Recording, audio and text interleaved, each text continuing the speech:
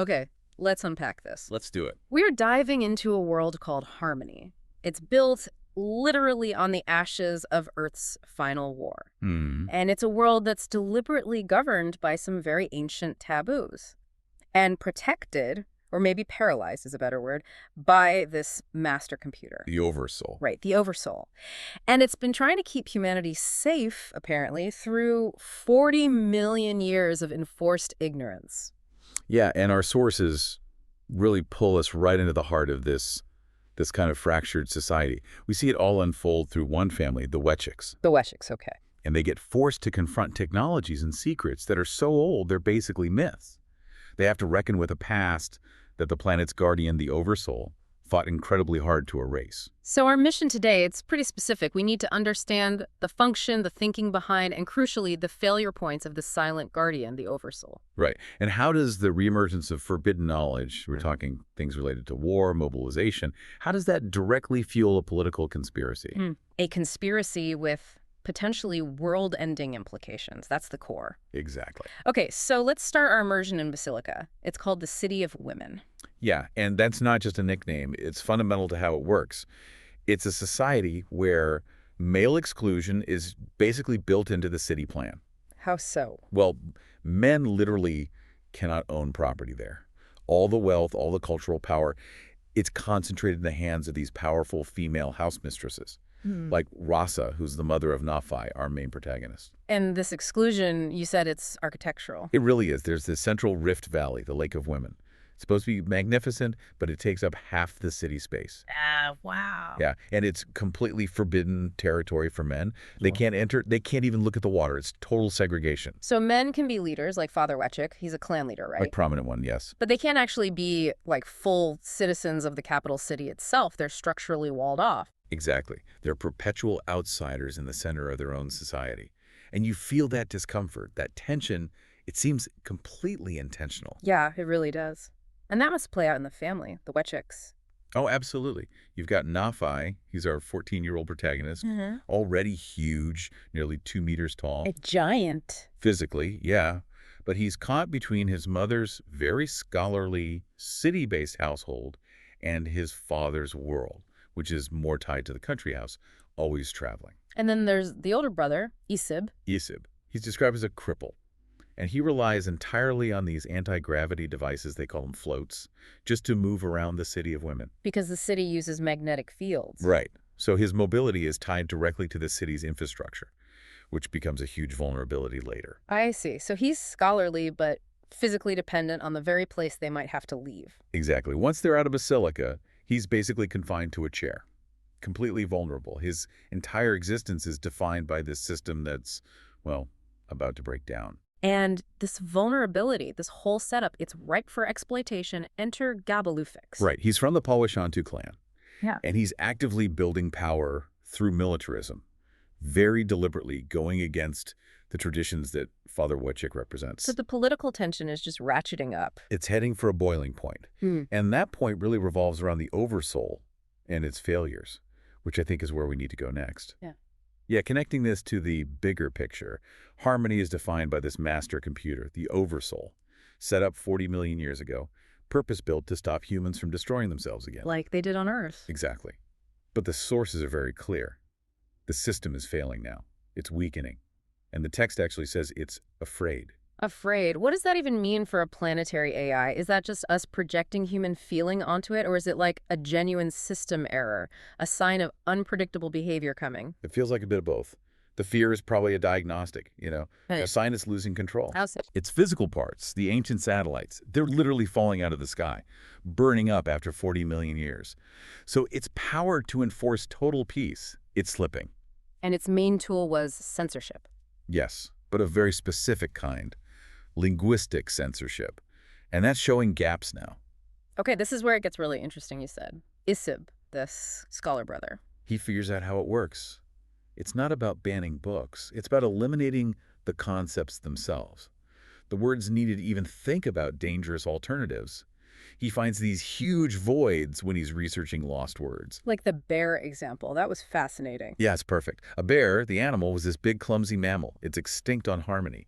So the word bear got, well, Hijack now means someone really deft, really socially skilled. The complete opposite. Exactly. The original concept of clumsy power, gone, erased, leaving only this weird, ironic idiom. The Oversoul controlled reality by cutting off the root concept. That's incredibly insidious. So it controls behavior not by punishment, but by making certain thoughts literally unthinkable or painful to think. Right. It triggers panic or memory lapse or what the text calls a stupor of thought if you try to explore these forbidden ideas. Isib, he battled his own mind for a year. He kept reflexively deleting his own research files. Well, because he was getting too close to the really dangerous stuff. And what were those concepts? Precisely the ones needed for war. Kolesnisha and Zarkoplov. The war wagon, any wheeled vehicle for fighting, and the air swimmer, which is basically any kind of flying machine. Tools for moving armies quickly, for mass destruction. Wheels themselves aren't banned, just for anything bigger than gears or toys. Exactly. Anything that suggests mass mobilization or military application is taboo. And the reason for all this? Rasa, the mother, confirms it. Earth destroyed itself. Bombs, fire, 40 million years ago. Froze over. Yeah. The settlers fled that wasteland. The Oversoul was their answer, designed to hold down human rottenness, as the text puts it. So its job wasn't paradise, just survival, genetic preservation. Pretty much. Preserve the species until maybe they could handle the knowledge again. And now the AI is failing, its censorship is weakening. And Gabalufix is right there, ready to exploit those weaknesses. The AI's failure is the political crisis. Okay, that transition is key. Gabalufix is actively moving towards the forbidden. He's building this military alliance, using those war wagons. Directly violating the Oversoul's law. He's basically gambling that the AI is too weak, too afraid to stop him now. And his plan isn't just about violating taboos, it's brutal. Oh yeah, it's a calculated power grab. He plans to murder his political rival, Drop Tat. And frame Father Wetchik for it. Exactly. Frame Wetchik, seize the family fortune in the chaos. Yeah. Pure realpolitik, harmony style. And he's using his own sons, Elamak and Mebeku, in this. Yeah, but they don't know the full extent. They don't know about the murder plot. They're just tools to discredit the Wetchiks. It's layers of betrayal. But the Oversoul, even weakened, it does something. Not censorship this time. No, it intervenes differently. Right. Through prophecy. This young girl, Luette, she's a recognized seer. Okay. She gets a vision, sees the whole murder plot. She warns Naphi. And that's the only reason the Wetchik men escape. It's the only reason. They flee Basilica, out into the desert. Just in time. But then Father Wetchik gets his own vision. Right. And this kicks off the quest part of the story. He sends his sons back into the city. Back into danger. Why? To retrieve something called the Index of the Oversoul. He believes Gabalufix has it, and that it holds some kind of essential power. The Index. Okay, so they go back. How does that go? Badly. Very badly. They try this chaotic plan in the gold market. Elamak, he's the reckless one. He messes up. Yeah, he fails to get the Index. And in the scramble, Gabalufix ends up with all their liquid assets, all their money. So now they're broke, desperate, and hunted. Cornered. Which sets up this really dark climax. Naphi goes back alone. Alone. Operating on pure adrenaline, it seems. And he finds Gabalufix passed out drunk in the street. Just vulnerable. Totally vulnerable. And bizarrely, wearing some kind of holographic soldier costume. Weird detail. This is the moment of decision for Naphi. And it's intense. Because he starts having this internal argument with the voice of the Oversoul. Wait, the Oversoul is arguing for killing Gabalufix. The Peacekeeper AI. Yes. Arguing its justice. Arguing it's necessary for the survival of billions. Pushing Naphi towards murder. That's a hell of a paradox. The system built to stop destruction demands it now. To secure the Index, yes. To prevent the war wagons, Gabalufix represents from spreading. Naphi hates violence, but he does it. He takes this charged wire blade. And kills him. Severs his head. Yeah. Embraces the ultimate forbidden act, murder, because the Oversoul convinces him it serves a greater good. And he gets the Index. He gets the Index. Pays the ultimate price, but gets it. He rejoins his father and brother, and this is the final scene of this first arc. The three of them touch the Index together. And it speaks. The Oversoul speaks through it. I am the memory of Earth. I have chosen your family to carry me back to the Keeper of Earth. Wow. A grand destiny revealed.